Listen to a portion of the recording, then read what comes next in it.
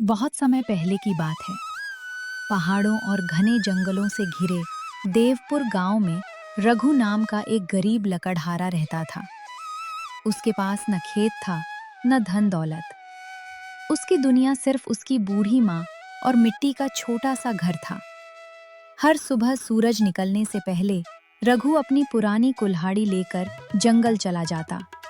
दिन भर लकड़ियां काटता और शाम को उन्हें बाजार में बेचकर जो थोड़े पैसे मिलते उसी से घर चलता। लेकिन रघु की सबसे बड़ी खासियत उसकी ईमानदारी थी। गांव के लोग कहते थे कि इतना सीधा इंसान पूरे इलाके में नहीं मिलेगा। अरे बिमला भैया, हमनी के गांव में एगो लड़िका बा, ओकर नाम रघु है।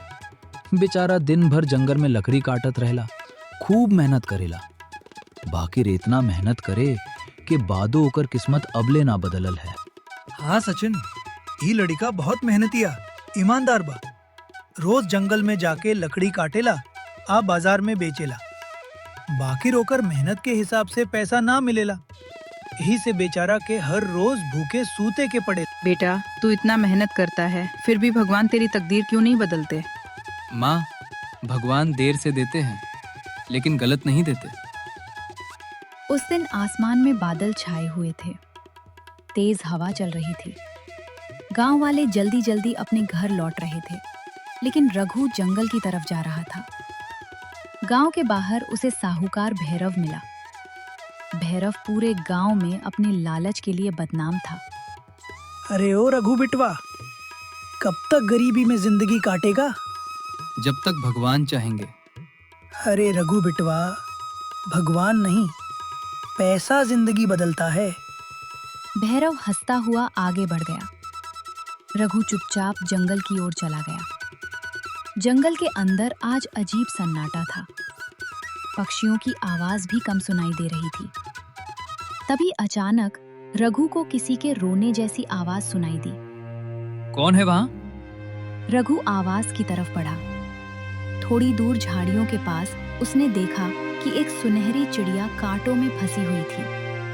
उसके पंख चमक रहे थे, लेकिन वह घायल थी। मुझे बचा लो। रघु तुरंत उसके पास बैठ गया। उसने सावधानी से कांटे हटाए। उसके हाथ में भी चोट लगी, लेकिन उसने परवाह नहीं की। घबराओ मत, अभी निकालता हूँ। काफी मेहनत के बाद उसने चिड़िया को बाहर निकाला। चिड़िया दर्द से कांप रही थी। रघु ने अपनी धोती का टुकड़ा फाड़कर उसके पंख पर बांध दिया। तुम बहुत अच्छे इंसान हो। पर तुम्हारी ये हालत किसने की?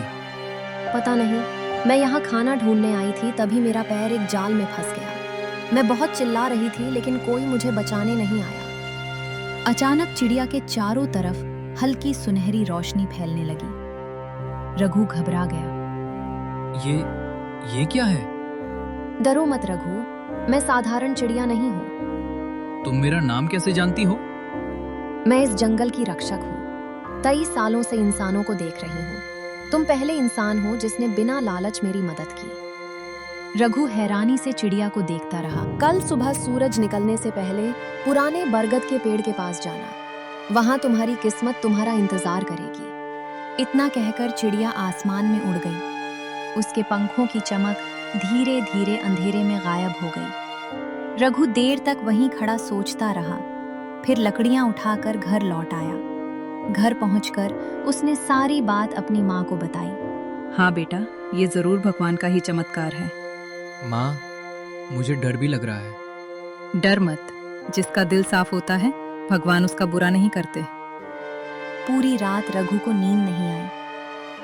सुबह होने से पहले ही वो जंगल की ओर निकल पड़ा। चारों तरफ हल्की धुंध फैली हुई थी। जब वो पुराने बरगद के पास पहुंचा तो उसकी नजर उस पेड़ के नीचे पड़ी। वहां एक पुरानी संदूक रखी हुई थी जो थोड़ी सी चमक रही थी। हे भगवान, ये क्या हो सकता है? पहले तो कभी नहीं देखा ये संदूक।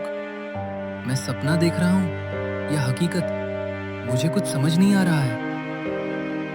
फिर रघु उस पेड़ के नजदीक गया और धीरे से उस संदूक को खोला। उसने देखा कि उस संदूक में बहुत सारे सोने के सिक्के रखे हुए थे। सोने के सिक्के देखकर रघु के चेहरे पर एक बड़ी सी मुस्कान आ गई और वो खुशी से मुस्कुराने लगा। बाप रे, सुमतकार हो गया मेरे साथ। इतने सारे सोने के सिक्के। मैं तो रातों रात करोड़पति बन जाऊंगा। आज तो मजा ही आ गया। इतना धन उसने जिंदगी में पहली बार देखा था। कुछ देर के लिए उसकी आंखों में चमक आ गई, लेकिन तभी उसे चिड़िया की बात याद आई। लालच मत करना। संदूक के अंदर एक पुराना कागज रखा था। उस पर लिखा था, यह खजाना केवल नेक दिल इंसान के लिए है। लालच करने वाला सब कुछ खो देगा। रघु ने गहरी सांस ली। मुझे सिर्फ उतना चाहिए जितने से माँ की जिंदगी ठीक हो जाए। उसने कुछ ही सिक्के लिए और बाकी संदूक बंद कर दिया। तभी अचानक रघु के सामने सुनहरी चिड़िया आकर बैठ गई। तुमने परीक्षा पास कर ली रघु। मैंने सिर्फ इतना ही लिया जितने से मेरा घर चल जाए। मेरी माँ हर दिन रात को भूखी सोती है, इसीलिए मैंने कुछ सोने के सिक्के लिए हैं जिससे मेरी माँ भूखी ना रहे। रघु, तुम बहुत ही अच्छे और नेक इंसान हो। तुम कभी भी लालच नहीं करते हो। मैं हर दिन पेड़ पर बैठकर देखती हूँ, तुम मेहनत से लकड़ी काटते हो और बाजार में बेचने जाते हो। इसीलिए तुम्हारी तकदीर बदलने वाली है रघु। रघु मुस्कुराया, लेकिन चिड़िया अचानक गंभीर हो गई। लेकिन खतरा अभी खत्म नहीं हुआ। क्या मतलब? इस गांव पर जल्द ही मुसीबत आने वाली है। रघु कुछ पूछ पाता उससे पहले चिड़िया उड़ गई। रघु सिक्के लेकर घर लौट आया। उसकी माँ की आंखों में आंसू आ गए। अब हमें भूखा नहीं सोना पड़ेगा। कुछ दिनों में रघु ने घर की टूटी छत ठीक करवाई, थोड़ा राशन खरीदा, लेकिन उसके स्वभाव में कोई बदलाव नहीं आया। वो पहले की तरह ही लोगों की मदद करता रहा। धीरे धीरे पूरे गांव में खबर फैल गई कि रघु के पास अचानक धन आ गया है। ये बात साहूकार भैरव तक भी पहुंच गई। एक गरीब लकड़हारा अचानक अमीर कैसे बन गया? भैरव के मन में लालच जाग गया। उसने अपने आदमी कालू को रघु के पीछे लगाने का फैसला किया। पता लगाओ कि पैसा कहाँ से आया है। जैसा आप कहें मालिक। अगले दिन कालू चुपके से रघु का पीछा करने लगा। रघु जंगल पहुंचा और बरगद के पास बैठ गया। तभी सुनहरी चिड़िया फिर आई। रघु, सावधान रहना, कोई तुम्हारे पीछे पड़ा है। जब मैंने कभी किसी का बुरा किया ही नहीं, तो भला मेरा पीछा कोई क्यों करेगा? रघु, मेरी एक बात कान खोल कर समझो। दुनिया में हर इंसान अच्छा नहीं होता, इसलिए हर किसी पर भरोसा मत किया करो। झाड़ियों में छिपा कालू सब सुन रहा था। उसकी आंखें लालच से चमक उठी। रात होते ही कालू ने सारी बात भैरव को बता दी। तो यूं पैर के नीचे सचमुच खजना है। उसी रात भैरव अपने आदमियों के साथ जंगल के रास्ते पर चल पड़ा। उनके हाथों में मशालें थीं। अरे कालू, अभी और कितना दूर है रास्ता? ऐसा लग रहा है जैसे ये जंगल कभी खत्म ही नहीं होगा। क्या तुमने वाकई उस बरगद के पेड़ के नीचे खजाना देखा था? धैर्य रखिए मालिक, मुझ पर भरोसा रखिए। बस कुछ कदम और। सामने देखिए, वही बरगद का पेड़ है। अगर खजाना वहां ना हुआ तो आप मुझे जो सजा देंगे मुझे मंजूर होगी। वे धीरे धीरे उस विशाल बरगद के पेड़ के पास पहुंचे और संदूक बाहर निकाल लिया। आज से ये सब मेरा है। ढेर सारे सोने के सिक्कों की चमक देखते ही भैरव की आंखें फटी की फटी रह गईं। लालच ने उसकी बुद्धि पर पर्दा डाल दिया और वह खुद को रोक न सका। पागलों की तरह उसने वे सारे सिक्के अपनी झोली में भरे और बिना पीछे मुड़े अंधेरी रात में अपने घर की ओर भाग खड़ा हुआ। अब मैं सबसे अमीर इंसान बन जाऊंगा और मुझे अमीर बनने से कोई नहीं रोक सकता। ये सोचते ही कालू मुस्कुराया। है सरदार, अब आपको कोई नहीं रोक सकता और वह रघु भी कुछ नहीं कर सकता, क्योंकि आपके पास संदूक है।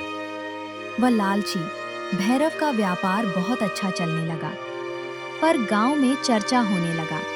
अरे भाई, तुम जानते हो हमारे पेट सरदार भैरव जी के दुकान बहुत अच्छे चलने लगा। अब मैं वहीं से सब सारा सामान लेता हूँ।